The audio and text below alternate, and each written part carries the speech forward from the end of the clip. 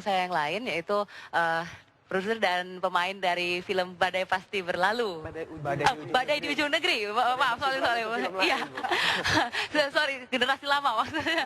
Badai di Ujung Negeri. Tapi ternyata ini badai di sini bukan badai dalam arti sesungguhnya begitu ya. Ternyata badai ini di sini nama orang begitu ya, Mbak ya.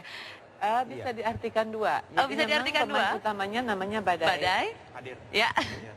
Tapi juga memang di perbatasan perairan kita itu juga banyak masalah. Masalah-masalah yang timbul sehari-hari, trafficking, human trafficking, illegal fishing, perompakan, itu kita artikan juga sebagai badai. Jadi ini mempunyai multi arti. Jadi bisa berarti nama si pemeran utamanya ini dan juga apa yang dihadapi oleh badai di ujung negeri ini. Nah, Mbak Pinkan, ini sebenarnya kenapa sih memilih tema tentang kehidupan tentara di perbatasan?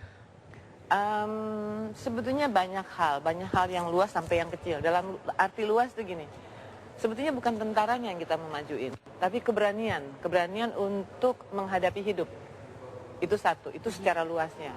Yang kedua, yang paling berani, yang paling gampang untuk asosiasikan dengan keberanian itu kehidupan tentara. Karena mereka terlihat harus berani dong. Kalau tentara takut bukan tentara. Walaupun ternyata melo juga karena sempat jatuh cinta begitu ya. Gitu. Terus yang ketiga, isu perbatasan itu isu yang memang lagi hangat di kita. Itu bicara integritas kita. Kita harus berani dong mempertahankan integritas kita. Jadi semua ini kita angkat kenapa? Karena untuk bicara mengenai mencintai bangsa ini. Selamat datang di Posko Marinir. Mesti dibangkitkan. Saya Letu Marinir Badai. Kita kelihatannya tidak punya nasionalisme, kelihatannya, tapi sebetulnya masih banyak. Jadi itu justru nampak di perbatasan itu ya, Pak? Iya, karena masalah perbatasan itu ingat waktu Ambalat semua orang teriak. Iya kan? Ternyata kita masih bersatu, cuman nggak kelihatan. Tersinggung semua orang karena kedaulatan kita diganggu. Jadi makanya kita pikir masalah perbatasan itu akan bagus untuk kita angkat dan yang paling gampang berani. Kehidupan tentara, termasuk kehidupan percintaan tentara ketika berada di daerah tugas gitu ya. Harus semuanya, jadi bukan cuma profesi dia juga, tapi kehidupan dia sebagai manusia juga. Gitu. Nah, Arifin Putra ini yang sebagai pemeran Badai di sini, Badai di sini diharuskan untuk berani karena dia sebagai tentara.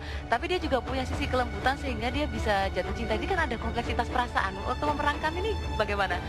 Justru itu yang menarik dari ini. Karena kita kan biasa kalau tentara pokoknya bayangannya orangnya keras, berdarah dingin kayak gitu-gitu. Nah sekarang di sini kita menggambarkan bahwa tentara manusia juga. Sama seperti kita punya masalah juga. Ada masalah percintaan. Kalau misalnya karakter aku lucunya ada masalah kepercayaan diri juga. Karena dia mengalami sebuah kejadian di masa lalu. Akhirnya ada krisis kepercayaan diri. Nah sekarang dia harus membangun itu. Nah itu kan kita tidak mengasosiasikan itu dengan tentara. Nah itu yang menarik di sini sih. Sangat kontradiktif ya tentara tapi punya krisis kepercayaan diri begitu. Karakternya sangat manusiawi. Dan walaupun kontradiktif itu ya. Dan orang harus melihat itu. Jangan mereka selalu kayaknya ini jadi propaganda kayaknya. Tapi maksudnya gini, semua kita punya masalah pribadi, termasuk tentara. Kalau tentara terlalu jagoan juga, ada jagoannya Joko, istilahnya yang sangat ini. Tapi Badai sebagai tokoh utama, kita ingin merepresentasikan tentara itu juga sebagai manusia yang mempunyai persoalan-persoalan pribadi dia. Oke, Mbak Pinkan.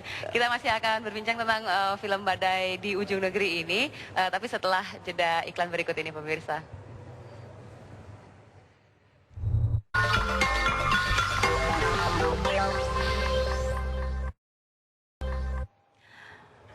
Ya pemirsa, film Badai di Ujung Negeri ini sangat menarik karena ternyata melibatkan anggota TNI dalam proses syutingnya. Nah, bisa diceritakan ya Arifin bagaimana saat itu proses syutingnya, berarti ikut latihan dengan para personil TNI tersebut ya? Ya, kita sempat latihan di markas militer Marinir yang ada di Jakarta. Itu selama 8 hari kita dilatih oleh pasukan khususnya. 8 hari di Jakarta? Iya. Oke. 8 hari di Jakarta ya kita mandi bareng dengan tentara, tidur bareng sama mereka, ya makan bareng sama mereka. Semua yang kita perlukan untuk di film ini secara teknis itu kita dilatih di sana. Itu untuk pendalaman karakter begitu ya? Maksudnya cara menembak, membidik, cara mengendarai speedboat pun itu kita diajarin. Berarti sekarang sudah hafal semua ya? Oh itu bisa ya? dong. Semuanya. Itu juga diajarin cara melompat dari perahu yang sedang melaju dengan kecepatan tinggi, itu juga diajarin. Itu semua dalam 8 hari gitu? Selama 8 hari diajarin semua. Oke, dan ketika proses syutingnya apakah latihan-latihan tersebut masih terus dilakukan? Iya, kita tetap ada instruktur militer yang memang selalu menginstruksikan kita, maksudnya selalu memperhatikan kita benar nggak memperagakan tentara secara baik dan benar atau enggak. Sampai lipatan bajunya aja diperhatikan gitu. Terus kalau misalnya salah ngelipat, apakah ada hukuman dari atasannya ini? Ya paling yang push up. Oh, berapa kali waktu itu? Palingnya 5 atau 10 kali. 5 atau 10 kali lumayan, tapi kalau kesalahannya 10 kali setiap hari berarti 100 begitu ya? Ya kan lama-lama nggak bikin kesalahan yang sama lagi. Oke. Belajar. Biar kekar begitu. Berarti ini melibatkan personel TNI untuk pendalamannya. Kemudian Arifin juga ikut proses latihannya begitu. Berarti waktu itu juga sempat sangat hitam sekali dan rela mencukur rambut 1 senti ya? Ya kalau sekarang sih udah panjang lagi dan udah putih lagi ya. Tapi waktu itu memang syutingnya udah hampir 1 tahun yang lalu. Dan sekarang akhirnya tayang juga. Jadi sekarang udah putih lagi. Tapi waktu itu udah hitam, cepat juga. Kalau Mbak Pinkan, ini sebenarnya kenapa harus melibatkan anggota TNI di perbatasan untuk proses pembuatan film ini? Ya, kalau kita bicara mengenai adegan-adegan, kita bicara mengenai tentara, khususnya Angkatan Laut. Kan tentunya kita nggak bisa mengarang mengenai pakaiannya seperti apa, pakaian dinas seperti apa. Kita harus disupervisi oleh mereka yang memang hari-hari memakai itu, hari-hari terbiasa dengan itu. Makanya kita didukung oleh Angkatan Laut juga untuk mengenai uniform, terus mengenai gerakan dalam action. Untuk supaya terlihat dia benar, kita perlu juga dalam memegang senjata, kita perlu juga disupervisi, karena memegang senjata itu kan tidak semudah yang dibayangkan orang gitu. Ternyata berat juga gitu ya. Tentara itu punya gestur tertentu, even sorot mata aja harus mengintimidasi lawan gitu. Iya, harus gitu loh. Gimana, Vin? Nah, ini di trailer filmnya ini ada beberapa adegan, memang ada adegan actionnya ya. Ada kendala-kendala Mbak waktu mengarahkan para aktor dan aktrisnya ini dalam adegan-adegan action. Mungkin ketika lompat dari kapal gitu, ada kesulitan nggak? Arifin barangkali bisa cerita karena dia yang langsung mengalami. Oh, langsung mengalami ya? Kita memang kebetulan ada tim stuntman 25 orang yang standby selama 2,5 bulan. Dan setiap aktor di film ini pasti ada stand-in-nya. Jadi maksudnya kalau ada adegan yang terlalu berbahaya, itu bisa diperankan oleh stand-in itu. Malah di kontrak ditulis, aktor berhak untuk menolak adegan yang terlalu berbahaya. Oh, boleh begitu. Karena memang kita sudah tahu bahwa di film ini akan ada banyak adegan yang sangat-sangat berbahaya gitu. Termasuk salah satu adegan adalah adegan ledakan.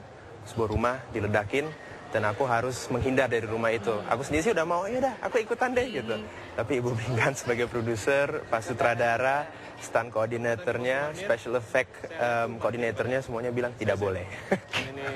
Nggak malah ditantang nih Mbak Pinkan waktu itu ya? Enggak, karena gini, adegan itu banyak, masih banyak sekali. Jadi kalau adegan berbahaya banyak.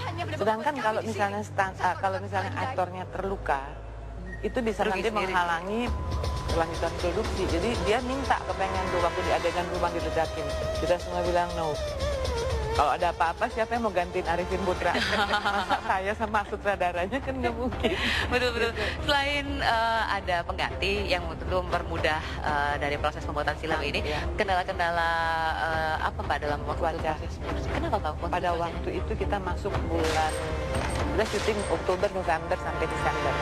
Nah, pada waktu mulai November itu udah mulai namanya musim utara. Kalau di sini bilangnya angin barat. Itu badai hujan. Badai betulan ya ini? Badai beneran. Jadi badai hujan. Jadi kadang-kadang kita ada hari yang kita memang mesti berhenti syuting. Satu itu. Kedua, 70%, 75% syuting kita di atas air, di bawah air. Nah itu. Syuting di bawah air juga berarti sangat menarik ini. Berarti sangat sayang untuk dilewatkan tentunya ini ya. Kalau syuting di bawah air masalahnya sutradara nggak bisa kasih arahan di tengah adegan kan. Akhirnya ya, para aktor harus dari awal harus dikasih tahu semuanya sejelas mungkin. Kalau misalnya kita salah dikit harus ngulang lagi. Dan maksudnya kalau di filmnya nanti kelihatan 5 menit. Jadi untuk 5 menit itu mungkin kita harus di bawah air selama setengah jam sampai 40 menit. Untuk 5 menit. Oke, terima kasih Mas Arifin dan Mbak Pinkan. Ini sangat menarik sekali. Proses syutingnya saja sudah menarik karena melibatkan anggota TNI. Kemudian juga proses pembuatannya yang harus terganggu oleh cuaca buruk. Tentunya kita berharap bahwa film Badai di Ujung Negeri ini bisa memberi warna baru dalam perfilman di Indonesia. Apa kabar Indonesia masih akan kembali sesaat lagi.